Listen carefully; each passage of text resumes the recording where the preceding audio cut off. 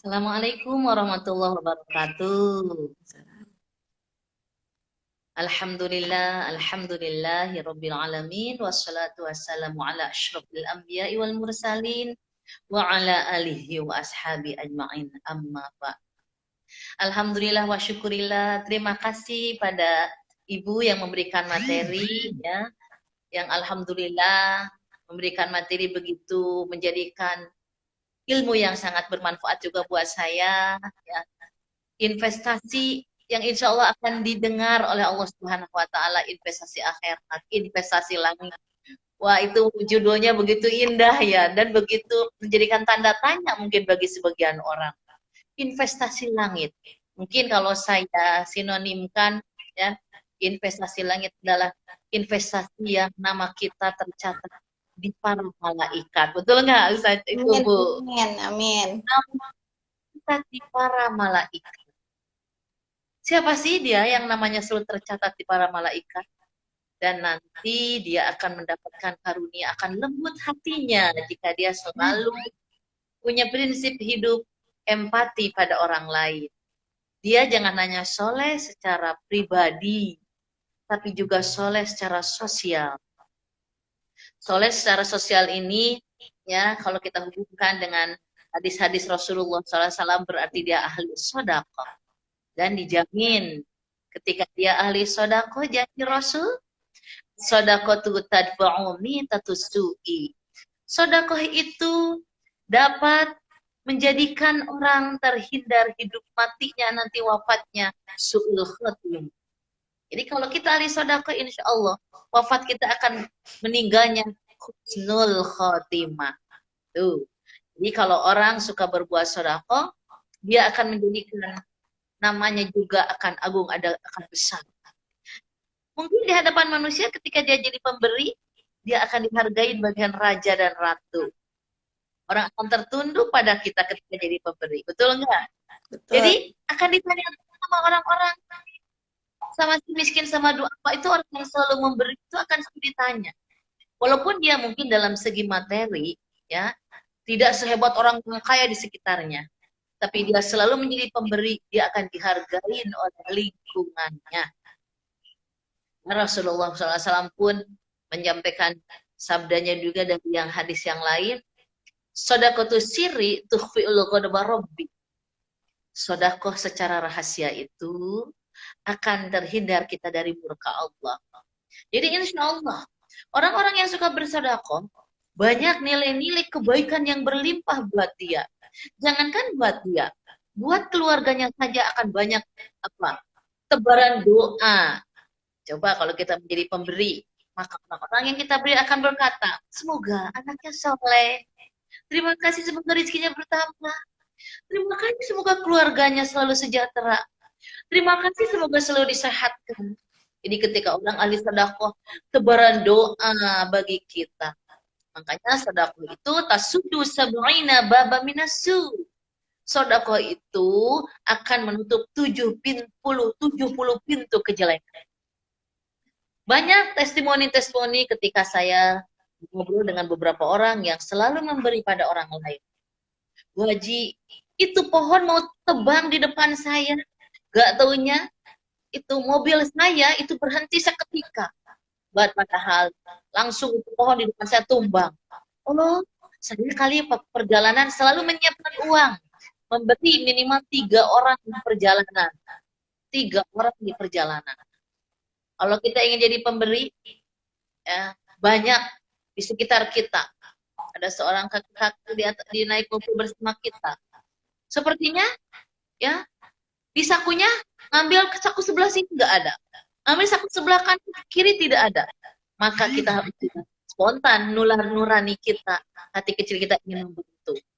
Ataupun ketika ada orang jalan dalam posisi sepertinya butuh bantuan kita. Karena insya Allah kita punya ilmu jiwa bagaimana raut wajah orang-orang yang susah.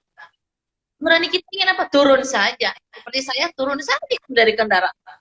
Berhenti saja kita. Atau kalau toh saya tidak berhenti, pasti berdoa dalam hati. Ya Allah, pertemukan kembali saya dengan orang itu. Karena kita ingin memberi. Karena ada jaminan ketika jadi pemberi kita akan ditambah kekayaan kita, keberkahan kita, kesolehan anak kita, kesejahteraan keluarga kita, kesehatan badan kita. Banyak testimoni-testimoni ketika orang menjadi pemberi. Ada satu kisah kan di Mekah pernah terjadi. Ada seorang yang dia tenaga kerja Indonesia di Mekah.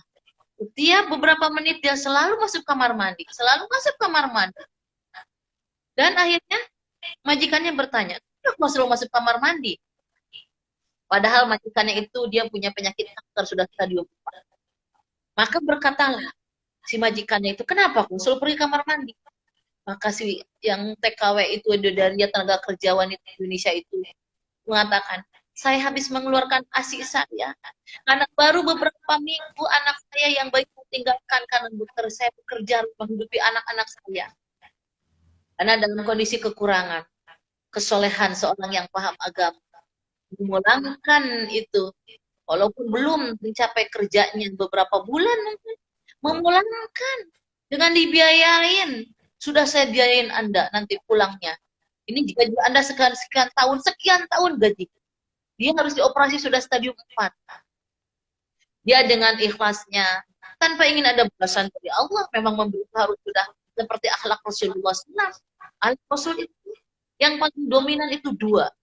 Satu adalah dermawan, keduanya selalu cerah wajahnya. Tadi ya, Ibu Pemberi Materi mengatakan senyum aja sedekah, menggeserkan duri sedekah. Akhirnya apa yang terjadi dengan ibu tadi yang dia sudah harus operasi stadium 4? Ketika dicek kembali, itu kankernya sembuh wasilah dari bersedekah, mengorbankan materi begitu banyak. Terus saya juga sering mendengar ada beberapa jemaah saya, ya mungkin beberapa hadirin pernah mendengar ada pohon pisang, walaupun tidak terkubur di tanah pohon pisang itu, tapi berbuah. Pohon pisang itu bekas siapa? Bekas ibu yang meninggal. Nah, kan dulu mah kalau orang meninggal itu dimandiinnya pakai pohon pisang ya, bekas orang yang meninggal. Tapi pohon pisang itu tumbuh daun, tumbuh buah. Orang bertanya kenapa ini? Ada keanehan. Akhirnya terjawablah bahwa si ibu itu seorang salih. Ketika dia pulang pengajian, di sapu tangan dia yang dia bawa berisi apa? Berisi paku, berisi beling, pecahan kaca, pecahan gelas yang dia ambil karena khawatir ada orang yang celaka. Ya, akhirnya Allah memperlihatkannya walaupun beliau sudah meninggal. Itu berarti sedekah tenaga. Memang sedekah itu ada sedekah pemikiran, ada sedekah tenaga, ada sedekah materi, dan apa yang ada di rumah kita, sedekahkan yang tidak terpakai. Saya selalu menyuruh pada jemaah saya, baju-baju yang menumpuk di rumah keluarkan. Sedekahkan, insya Allah akan ada gantinya. Alat-alat rumah tangga yang tidak kita pakai, berikan itu semua. Karena itu nanti akan dihisab. Ya, semuanya akan dipertanggungjawabkan. Insya Allah dengan disedekahkan akan diganti oleh Allah Subhanahu wa Ta'ala. Jadi, ya, bersedekah itu Masya Allah. Sedekah, kalau kita ingin terang-terangan boleh. Di amalan yang boleh dirahasiakan dan boleh diekspos, tidak diekspos adalah sedekah. Kalau rahasia itu terhindar dari murka Allah, sirri tufi'ul ghadba rabbi. Kalau sedekah terang-terangan itu junnatun minan nari, akan terhindar dari siksa api neraka. Sedekah. Ittaqun nara walau bisyikit tamrati. Bersedekah walaupun hanya sebiji kurma. Sedikit sekali ya sebiji kurma. Wa illam tajidu fa bi kalimatit thayyibat. Apabila kita tidak mampu untuk bersedekah materi, maka sedekahlah dengan kata-kata yang baik. Bagaimana sedekah dengan kata-kata yang baik? Tebaran doa buat orang lain. Walaupun tidak kenal, di perjalanan kita tidak kenal, supir sekarang pada kosong karena COVID-19 ya, kita doakan, Mang, supaya banyak ya penumpangnya. Yang jualan menawarkan pada kita itu jualannya, Bapak, semoga jumlahnya laku.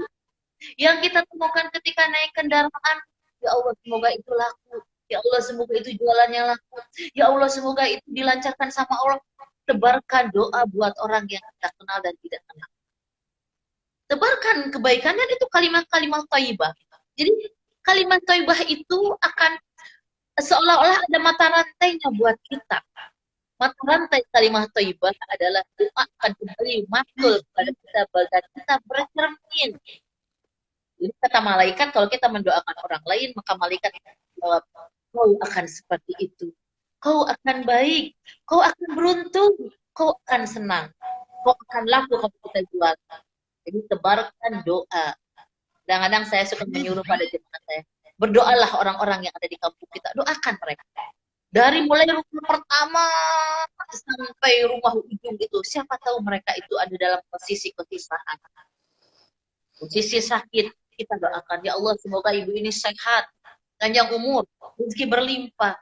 Doakan. Sebaik-baik manusia adalah berdoa untuk orang lain, dan orang itu tidak tahu bahwa kita mendoakan dia. Kalau kita sudah menjadi ahli mendoakan orang lain, insya Allah akan hilanglah rasa benci kita pada orang lain. Akan hilang, karena kita mendoakan orang-orang yang menyakiti kita.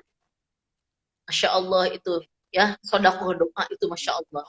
Kemudian Rasulullah SAW menyampaikan sabdanya juga dan yang lain, ya, antaranya as-sadaqatu syai'un 'azim, sampai Rasul mengatakan, ya, qala thalathan, berkatanya 3 kali.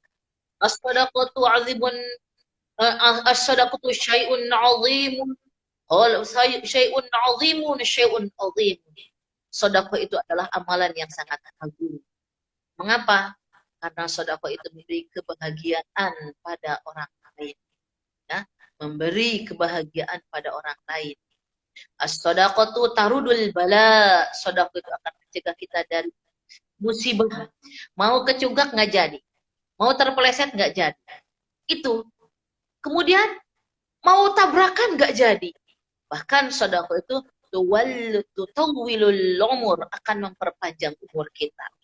Pernah hikayat zaman Nabi Musa alaihissalam, katakan pada Nabi Allah Musa alaihissalam, wahai Nabi Allah Musa, engkau kan seorang utusan Allah, mintalah kepada Tuhan agar aku dikayakan, karena aku dalam posisi susah. Kata Nabi Musa, ya, ditemukan dulu, akhirnya diijabah oleh Nabi Musa. Tapi maaf, engkau hanya kaya dalam 1 tahun. Tahun berikutnya aku tidak akan diberi rezeki, terbatas rezeki. Biarin. Yang penting saya kayakan dulu, biarin. Akhirnya Allah memberi rezeki kepada orang tersebut, suami istri, karena dia tahu bahwa dia akan dikurangi lagi rezekinya oleh Allah. Akhirnya dia membuat gudang, dan gudang itu diisi makanan. Semua orang-orang du'afa miskin silahkan datang kepadanya untuk minta bantuan. Akhirnya semua datang minta bantuan, minta bantuan. Tapi apa?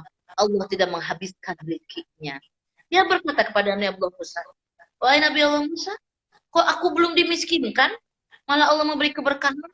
Itulah kekayaan engkau bertambah karena engkau memperhatikan orang lain. Para hadirin, ya, teman sahabat-sahabat, ya, yang menyimak pada hari ini acara kita, siapa yang suka bersedekah, Allah akan memberikan kelembutan hati kita. Man yalina qalbaka, siapa yang ingin lembut hatinya, wa tudrika hajataka, siapa yang ingin dipenuhi kebutuhan hidupnya, irhamal yatim, kasih sayanglah pada anak yatim, wamsah rusahu, usap kepalanya. Maka Nabi beri jawaban, yalin qalbaka, hatimu akan lembut, tudrika hajataka, dan si kebutuhan hidupmu akan diijabah oleh Allah Subhanahu wa taala. Kita nanti sebentar lagi akan datang bulan Ramadan. Mudah-mudahan kita bisa menyisihkan rezeki kita untuk berzakat, infak, sedekah. Insya Allah kami dari Lazis NU Kota Bogor, ya, insya Allah kami akan menerima dan akan menyalurkan kembali rezeki yang Bapak Ibu titipkan untuk kami, karena kami pun ingin sama-sama, ya, ada nilai pahala dari ibadah yang betul-betul menjulang ke langit ini. Bapak Ibu, ya, bersedekah dari materi, kami bersedekah tenaga mungkin untuk menyalurkan pemikiran, kami insya Allah akan menyalurkan. Demikian yang saya sampaikan, mudah-mudahan menjadi motivasi adalah amalan kita yang akan membahagiakan hidup kita dunia akhirat. Sedekah adalah amalan yang dapat mensehatkan tubuh kita. Sedekah adalah amalan yang dapat menjadikan anak turunan kita soleh-soleh, tebaran doa dari orang-orang yang mendoakan keluarga kita.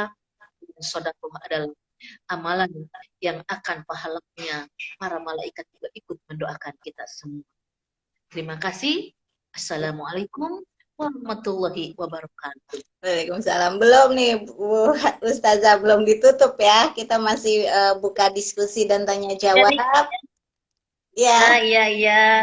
Kita masih Boleh. buka tanya jawab, dan sebagai refresh ya, saya ini kepada yang rekan-rekan yang baru hadir, saya akan tampilkan lagi ya tadi ya rangkuman dari yang disampaikan oleh Ustazah. Mungkin ada beberapa yang masih bingung ya dengan istilahnya. Sebenarnya investasi langit nih apa sih gitu kan, dahsyatnya investasi langit. Tadi Ustazah sudah ceritakan betapa dahsyatnya dampak-dampak orang-orang dalam kehidupan nyata yang ketika tadi ada yang sakit sudah berpuluh-puluh juta biaya keluar, tapi ketika bersodakoh sehat kembali ya Ustazah ya. Jadi di sini ya gimana? Kisah nyata bukan fiktif. Iya, kisah nyata ya tadi ya. Jadi memang betapa dahsyatnya investasi langit ini. Ya kita pasti sebagaimana doa kita pengen hidup sejahtera dunia dan akhirat ya. Selalu doa sapu jagat, Robana atina fid dunya hasanah wa fil akhirati hasanah. Nah, di sini mungkin rekan-rekan masih bingung apa sih bedanya infak, sodakoh gitu kan. Kalau zakat ya kita tahu itu adalah wajib sifatnya. Nah, terus apa bedanya infak, sodakoh, dan wakaf? Nah, di sini saya ya kita saling reminder sedikit ya, refresh lagi. Di sini infak itu adalah membelanjakan harta. Membelanjakan harta itu bisa dalam bentuk belanja untuk kebaikan, ada belanja untuk keburukan ya. Kalau belanja keburukan ya misalnya ya untuk narkoba, amit-amit ya, miras seperti itu. Nah, tapi ada kita belanjakan harta untuk kebaikan yang sifatnya yang halal. Belanja untuk kebaikan ini ada yang termasuk ibadah, ada yang non ibadah. Kalau yang non ibadah yaitu bisa makan, contohnya ya belanja untuk kebutuhan makan, pakaian, mobil. Kemudian untuk ibadah itu infak, sedekah. Nah, ibadah infak ketika ditujukannya untuk kebaikan yang bersifat ibadah itu disebut nah terminnya definisinya sama nih dengan sedekah. Ketika sebuah infak, kegiatan membelanjakan harta itu diniatkan untuk ibadah, nah itu adalah namanya sedekah. Nah, kita lihat dari sisi sedekah. Sedekah itu memberikan kebaikan pada orang lain dalam rangka memang niat ibadah.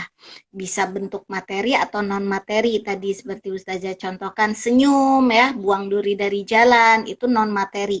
Nah, kalau yang materi berupa harta, berupa fisik harta, ya ini berarti dia termasuk infak sama dengan sodakoh tadi.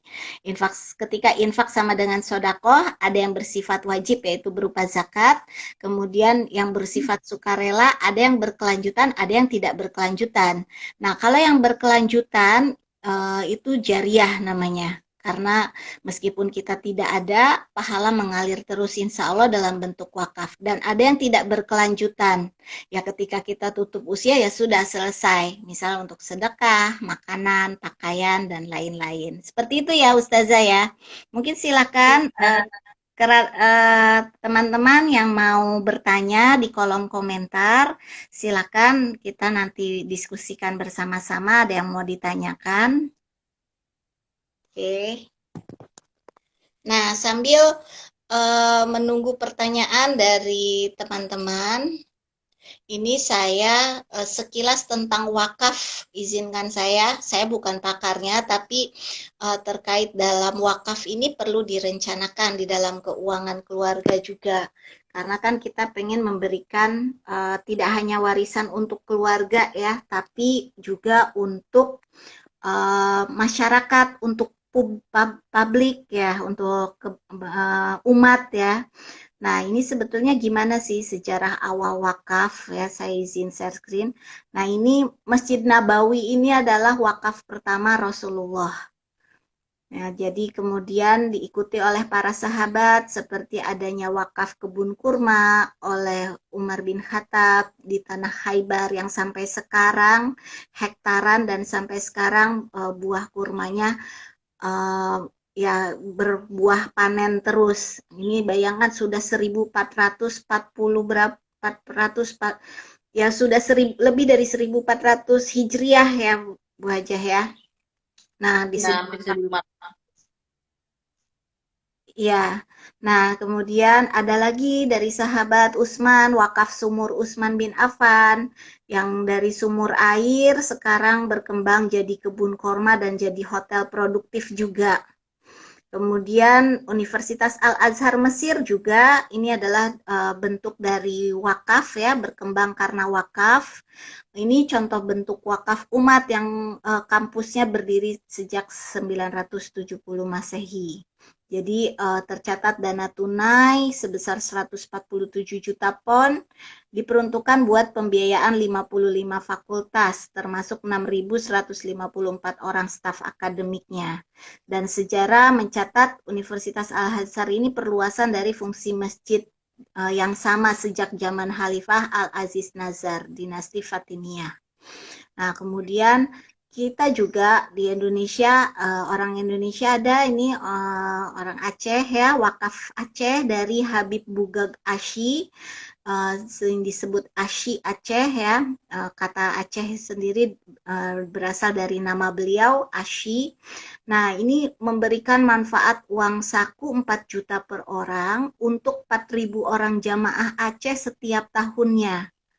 Nah, luar biasa. Jadi total 16 miliar per tahun.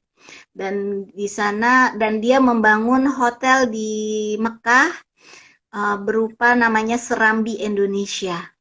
Luar biasa ya. Nah, ternyata ini menarik. Ada dua pesawat terbang pertama yang di Indonesia juga berasal dari wakaf. Ya. Jadi mungkin pernah dengar pesawat Dakota RI 001 Selawah. Nah, ini pesawat angkutan pertama yang dipunyai Indonesia ternyata dibeli dari hasil dana wakaf masyarakat.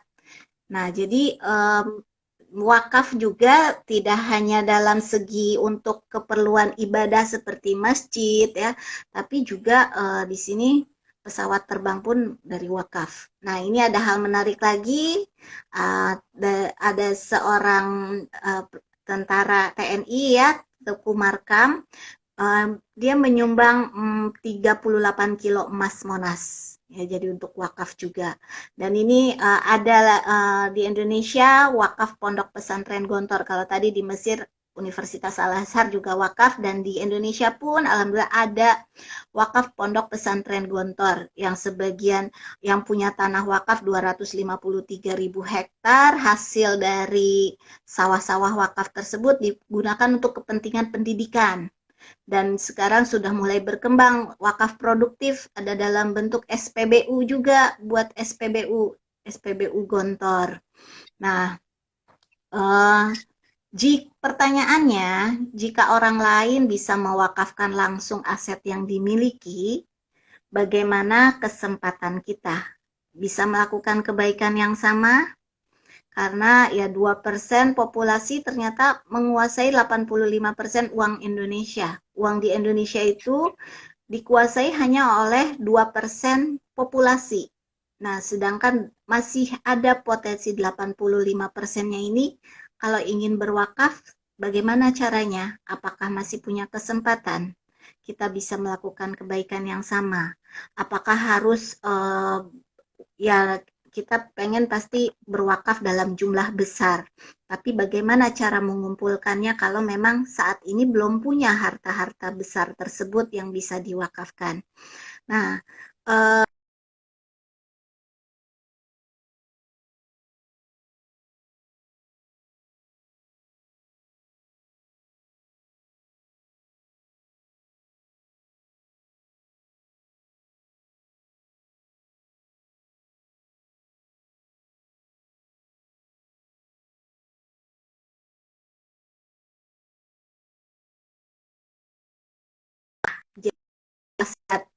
ketika dia meninggal dunia, manfaat asuransinya itulah yang sebesar untuk wakaf. Jadi jumlahnya kita bisa jauh lebih besar yang kita hasilkan. Misalnya kita niatkan kita nabung 500.000 selama 10 tahun, tapi misal ternyata nggak ada umur, dari ya uang istilahnya manfaat asuransinya bisa cair dalam jumlah besar dan itu bisa diwakafkan. Jadi ada peluang-peluang ke sana. Nah, jika hari ini adalah hari terakhir kita, apakah semuanya harus pergi? Sedangkan kita belum sempat berwakaf. Oke, nah ini ada ya tadi yang saya sharingkan sedikit ya, ada wasiat wakaf uang santunan asuransi jiwa syariah, ini fatwa DSN MUI yang bisa mengoptimalkan nilai wakaf kita dalam jumlah besar, meskipun saat ini kita belum punya asetnya, seperti itu. Oke, baik. Ada yang mau ditanyakan dari rekan-rekan? Sebentar, saya lihat dulu. Nah, ini yang insya Allah kita semua diberikan rezeki yang berkah sehingga bisa berwakaf. Amin. Ya, terima kasih Ibu Ike Hamdan.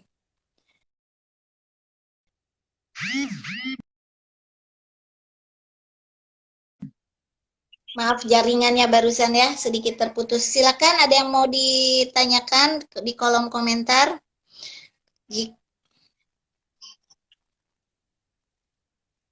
Atau mungkin ada komentar lain.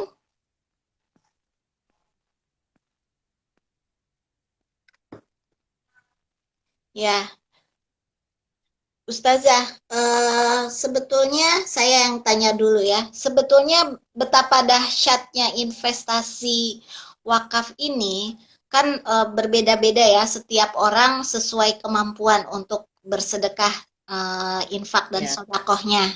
Nah, idealnya tuh seperti apa sih Ustazah? Maksudnya kan kadang kalau kita ngelihat contoh-contoh sahabat itu saking zuhudnya ya, maksudnya tidak ini lagi terhadap harta sampai banyak kisah ya seluruh hartanya diinfakkan dan disodakohkan. Nah, bagaimana menurut pendapat Ustazah? Padahal kan satu sisi butuh juga untuk hidup ya, untuk makan dan keluarganya. Seperti apa Ustazah? Ya, terima kasih. Pada dasarnya harta yang kita miliki kan harus beberapa dapat dibagi. Ada sebagian buat memenuhi kebutuhan keluarga kita. Karena walaupun bagaimana nafkah buat keluarga itu wajib, apalagi bapak-bapak ya, untuk mencari nafkah itu pahalanya sangat besar. Ada sebagian uang yang kita dapatkan untuk zakat yang memang wajib. Nanti yaumil akhir orang-orang yang tidak berzakat itu ada ular yang menggigit, ular berkepala dua yang menggigit dia, menggigit pipi sebelah kanan dan pipi sebelah kiri, dialah orang yang tidak berzakat. Ada sebagian investasi uang yang kita miliki kan katanya untuk apa? Meningkatkan kualitas intelektual kita. Makanya kita harus betul-betul menambah kualitas dengan keilmuan, itu juga perlu di-manage. Kemudian ada sebagian lagi materi yang kita punya adalah untuk apa? Investasi, jangan sampai ketika kita butuh, kita boros. Bahkan dibenci dalam agama boros itu. Itu untuk hari esok. Memang ada tabungan doa, tapi tabungan materi juga sangat diperlukan. Jangan sampai kita menjadi orang yang selalu meminjam, minta pada orang, karena itu terhina orang-orang yang suka meminta. Jadi tidak harus semuanya, walaupun bagaimana hak keluarga kita punya, ada hak untuk orang lain, ada hak untuk keluarga kita dan kerabat kita ada. Harta yang kita miliki juga bukan sebagai tujuan, hanya sebagai alat untuk melancar sesuatu. Maka saja itu perlu biaya yang besar, tapi mudah-mudahan kita bisa mencontoh seperti sahabat-sahabat Rasul. Di akhir tuanya mereka banyak yang menginfakkan, mensedekahkan hartanya, mewakafkan hartanya. Mereka punya harta titik zero.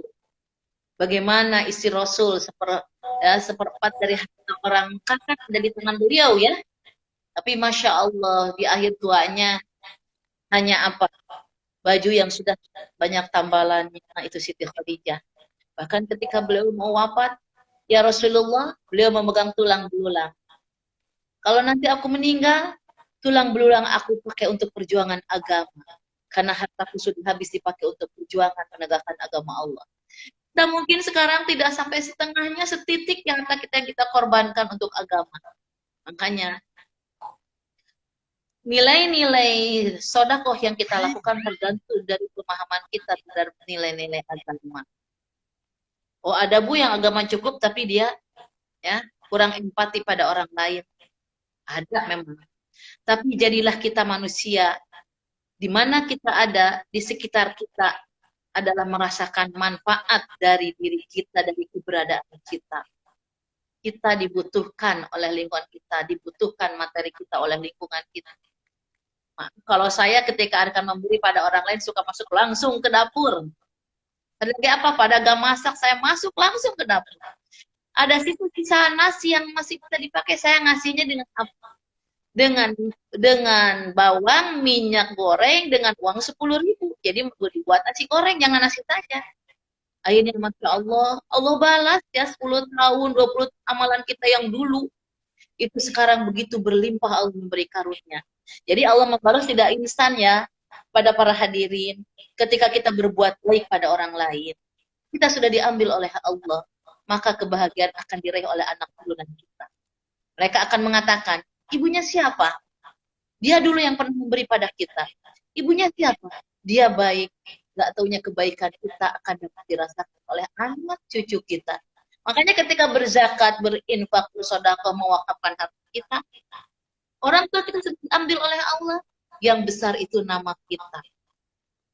Walaupun nama besar itu tidak hanya titel dari manusia, ya, tapi dengan kita melakukan satu kebaikan tadi. Hadis Nabi mengatakan idza matabna adama in qata amalilan salatin sedekah jariyah, sedekah jariyah yang tidak akan putus pahalanya sampai akhir hayat. Mudah-mudahan ya, ini menjadikan penguat kita.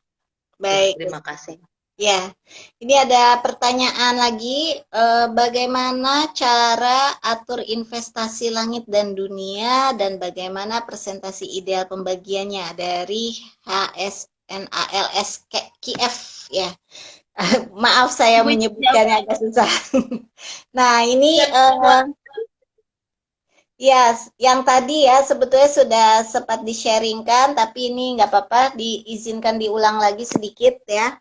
Jadi ini tadi sempat dibahas bagaimana sih strategi perencanaan manajemen keuangan keluarga Islam tadi ya. Sebetulnya ini menjawab dari pertanyaan tadi, cara ideal mengatur untuk simpanan, untuk investasi akhirat dan investasi urusan dunia gitu ya. Nah, penghasilan yang kita miliki bisa direncanakan sesuai manajemen keuangan secara Islami. Nah, ini hal pertama ya pasti dari kita dapat penghasilan, dapat income, kita langsung sisihkan untuk kewajiban terlebih dahulu, yaitu zakat 2,5%. Nah, dari situ ada sisanya, untuk kebutuhan hidup atau untuk ya kebutuhan sehari-hari ambil porsi 50%. Nah, ini menurut Safir Sinduk, perencana keuangan Indonesia ya, 50%. Nah, dari situ artinya ada sisanya adalah 47,5%. Nah, 47,5% ini bisa untuk simpanan dunia dan simpanan akhirat. Masing-masing untuk simpanan dunia ya kita bagi 3, pasti untuk jangka pendek, jangka menengah, jangka panjang. Untuk kebutuhan jangka pendek ya berupa tabungan dan deposito, jangka menengah emas atau reksadana, kemudian jangka panjang kita juga bisa dalam bentuk properti, saham atau asuransi jiwa syariah. Ya pastinya pilih yang murah, yang mudah ya, sehingga tidak menyulitkan ahli waris dalam penyiapan harta waris. Nah, kemudian untuk kebutuhan akhirat, investasi langitnya nih, investasi langitnya ini kita bagi juga, ada untuk kebutuhan jangka pendek, jangka menengah, dan jangka panjang. Nah, jangka pendek ya tadi kita bisa infak dan sodakoh rutin ya, setiap pekan atau setiap bulan itu kita bisa rutinkan sekitar, kalau dari para dalam ilmu perencana keuangan itu sekitar 2,5 sampai 10% ya besarannya, bisa diinfak atau sedekah secara rutin. Nah, kemudian untuk yang jangka menengah kita bisa memberikan hibah atau hadiah untuk guru-guru kita misalnya. Nah, itu kita bisa menabung, ada simpanan untuk kita bisa hibahkan sesuatu pada masyarakat ataupun juga memberi hadiah kepada pemuka agama dan lain-lain. Kemudian jangka panjangnya untuk amal jariah ya, pastinya ya tadi sekilas saya sudah bahas wakaf. Wakaf itu umumnya ada yang dalam bentuk properti, ada yang dalam bentuk saham, dan ada sekarang kontemporer cara yang lebih mudah adalah lewat asuransi jiwa syariah. Nah, tinggal sekarang hidup ini ya tinggal pilihan hidup ya. Ada ya kondisi ideal ya kita bisa hidup sehat dan produktif ya. Ini kita saat kita punya penghasilan itu kondisi ideal, tapi ya namanya hidup ada juga beresiko ketika kita tetap hidup tidak sehat dan sehingga kita nggak punya penghasilan, ada juga ya kepastian kita meninggal dunia. Nah, sekarang pilihannya kalau kita mau hidupnya terencana, ketika kita hidup nggak sehat, tapi tetap bisa produktif. Bagaimana caranya? Kemudian ketika kita tidak hidup, tapi kita bisa tetap produktif, ya dengan memberikan warisan dan wakaf seperti itu. Ya, rekan-rekan sekalian di sini bisa mengatur, merencanakan keuangan ini supaya hidup lebih terencana agar tercapai sejahtera dunia dan akhirat. Nah, silakan bagi yang ingin diskusi, konsultasikan khusus perencanaan keuangan keluarganya, saya bisa bantu untuk sharingkan tentang bagaimana perhitungan-perhitungan ini dan idealnya seperti apa. Karena masing-masing keluarga punya permasalahan berbeda-beda ya, sehingga bisa konsultasikan secara personal, one on one, dan sudah saya sharingkan jadwalnya di Instagram saya. Oke, baik. Ada lagi yang lainnya? Ya. Baik, Ustazah, waktunya alhamdulillah ya, sudah tidak ada pertanyaan lagi. Kita tutup ya. Alhamdulillah kegiatan ini mudah-mudahan bisa bermanfaat, talk show ini, dan mudah-mudahan ada talk show lanjutan yang bisa lebih detail lagi ya fokusnya pembahasannya. Ada kata poin penutup kesimpulan dari Ustazah, mungkin kita yang di Kota Bogor pengen nih berzakat, berinfak dan sodakoh, silakan. Kemana bisa disalurkannya, bisa diinformasikan Ustazah? Oh iya, terima kasih. Alhamdulillah pada hari ini ya kita dapat ilmu juga dari Ibu pemberi materi yang Masya Allah. Ya mudah-mudahan apa yang disampaikan saya juga bisa melakukannya. Amin, amin. Para hadirin mudah-mudahan kita menjadi ahli orang yang zakat, ahli sedekah, salurkanlah sedekah itu kemana saja, pada siapa saja, dan insya Allah kami pun ya, menerima sedekah zakat infak dari bapak-bapak ibu-ibu ya yang berada di Lazisnu Kota Bogor. Lazisnu Kota Bogor sekretariatnya itu Lazisnu Kota Bogor. Lihat nanti ada di IG, buka saja nanti alamat Lazisnu Kota Bogor di situ ada insya Allah. Ya. Kalau kita sudah menjadi pemberi, insya Allah itu akan menjadi mendarah daging seperti Rasulullah yang punya uang hanya 10 dirham, beliau diberikan semuanya, tapi kembalinya akan kembali lagi pada Rasulullah SAW, kebahagiaan yang hakiki nantinya. Oleh sebab itu, apa yang Rasulullah ajarkan kita harus menjadi ahli sedekah, mudah-mudahan juga jadi ahli pemberi, mudah-mudahan kita bisa menjadi ahli dan kebahagiaannya nanti untuk anak turunan kita. Bahkan untuk sampai kita meninggal pun kebahagiaan akan sampai pada kita. Oleh sebab itu orang-orang yang ada di dalam kubur mereka ingin kembali ke dunia ini. Kenapa ingin kembali? Saya ingin menjadi ahli sodako. Dalam satu hikayat ada. Saya ingin kembali lagi. Saya ingin menjadi ahli sodako. Karena mungkin bagaimana melihat dalam satu hikayat orang-orang ahli sodako itu bertebaran hadiah nanti di alam sana. Masya Allah. Demikian. Oh, ya ya. Hikayat. Baik, Ustazah, terima kasih waktunya. Mungkin kita tutup dengan hamdalah ya. Alhamdulillahirabbil alamin. Terima kasih banyak teman-teman semua, juga Ustazah Kholila terutama. Terima kasih sudah memberikan banyak ilmunya buat kita semua. Saya tutup dengan wassalamualaikum warahmatullahi wabarakatuh.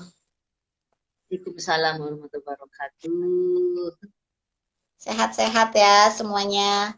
Terima kasih Bu Kamilia, F. Ramdhani, JNR Renaldi, Nurul Meli, Winda, Riko, Ahmad Dewa, Bu Ike, Pak Wiji Harjo, Pak HSNAL, PAC, Bu Pipi, Bu Arfah Eva, Farik, Yono Purwanto, kemudian Pak Syarifudin Naisiri, dan Ya Ervan, dan lain-lain nih banyak.